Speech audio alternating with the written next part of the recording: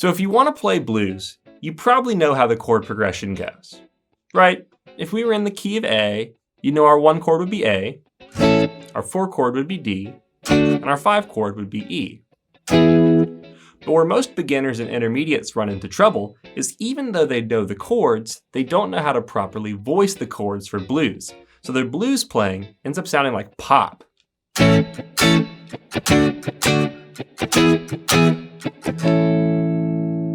That's not getting anybody blue. And in this video, what I'm gonna do is show you how using chords you already know, we can use the Cage system to actually build real, authentic blues vocabulary. Now getting started, we're actually only gonna use 2 shapes out of the Cage system, the E shape and the C shape. And if the Cage system is actually something that's a little fuzzy for you, you can check out the link in the description. We've got a great video covering the basics of the Cage system, and you can watch it after this. All we're gonna do is we're gonna take these shapes and we're gonna turn them into what's called shell voicings. Now, shell voicing is a concept that kind of comes from the academic world, but it's really, really applicable in everyday settings. And all it means is you take a chord and you use only 3 notes, the root, the third, and the 7th. That's called a shell voicing, and these are great for blues. Now our A chord, we're gonna play it in the E shape from the Cage system. So it looks like this. Now intervallically, we know we have root, 5th, root, 3rd, 5th, root. So to make our shell voicing, we only need to pick out 3 notes, a root, our 7th, and our 3rd. Now one thing I want to mention is that since we are in a blues context, and all the chords in a blues are technically dominant 7th chords, we're gonna make sure that that 7th is flat. And if you aren't hip to the interval jargon, that's okay. We're gonna have chord charts linked in the description, and all you really need to know is the shape and the sound. So it's all right if the theory is going a little over your head. So let's pick out these intervals. So we're actually gonna keep our root here on the low E string. Right, we're gonna grab our flat 7th on the 5th fret of the D string. And we're gonna grab our 3rd here on the 6th fret of the G string. So all together, root, flat 7, 3rd.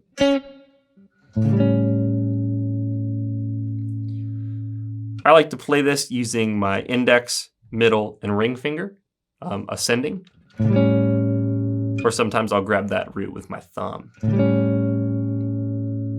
All right, so this is our first shell voicing. And so right off the bat, you can tell that this voicing is way more agreeable to the blues. You can just make a little shuffle.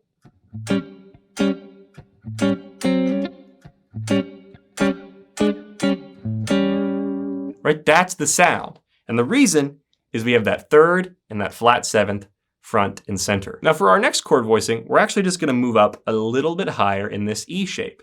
So what I'm gonna do is I'm gonna grab my root on the 7th fret of the D string, my 3rd on the 6th fret of the G string, and my flat 7th on the 8th fret of the B string. So root, flat 3rd, flat 7. Again, you can immediately see the blues vibe.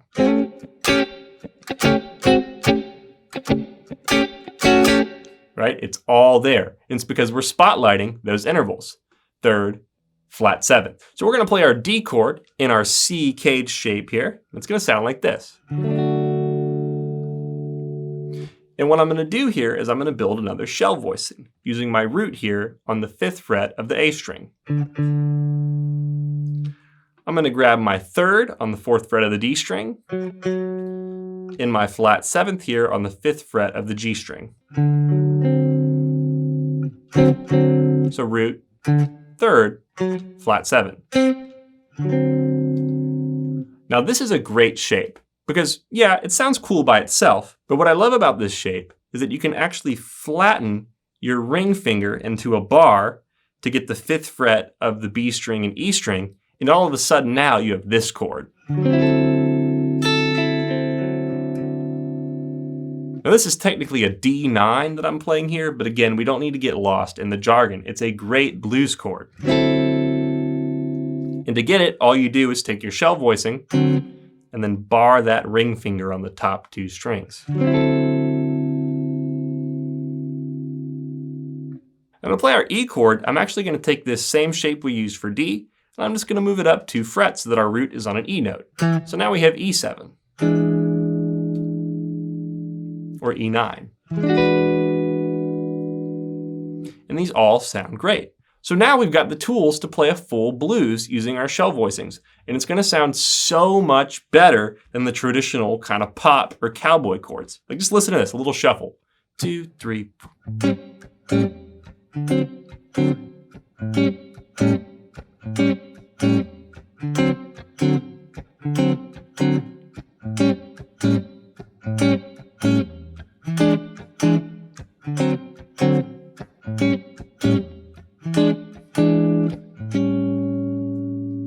Right? You are ready to sit in with a blues band with just those 3 shapes. But I want to show you how you can use some simple techniques to take these shapes further. And one of the easiest ways you can make your blues chords stand out is to simply slide into them from a half step below or even a half step above. And what that does is it turns into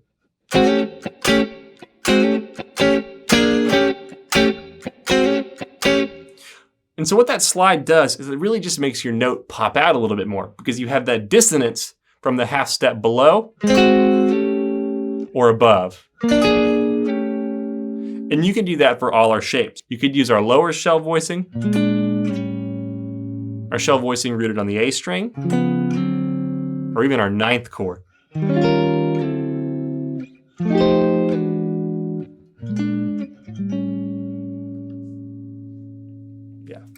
And of course, just because you can do this for every shape and every chord in your blues doesn't mean you should do it for every shape and every chord in your blues. Okay, use it sparingly. Really use it when you want to make a chord pop out. Okay, when you really want to have a cool moment. Don't use it on everything or else it'll get boring. And so the next thing we can do is we can add little melodic riffs to our blues chords. Now we're actually going to head back to our A chord rooted on the D string for me to show you how. Now you'll recall that intervallically this chord is root, 3rd, and flat 7. And one of my favorite things to do is to like play a little riff on that flat 7. Normally I like to go like flat 7, 6, 5, and then maybe walk back up. So like, but the key is I like to do it while I'm playing the rest of the chord. This is a great sound. Sounds like this.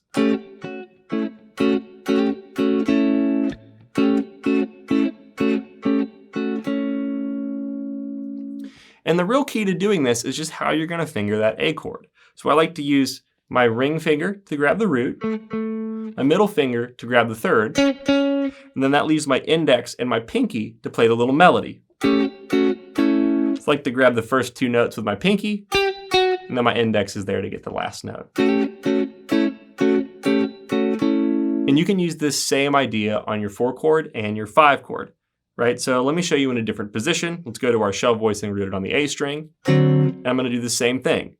My pinky and my index finger are going to be freed up to play the melody. I'm just going to go flat 7, 6, 5. It sounds like this on the D chord.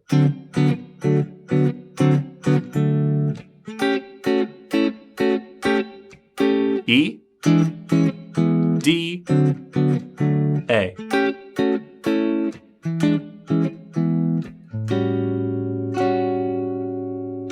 Now, if you want to know how I picked out these notes specifically, check out this video on blues lead playing.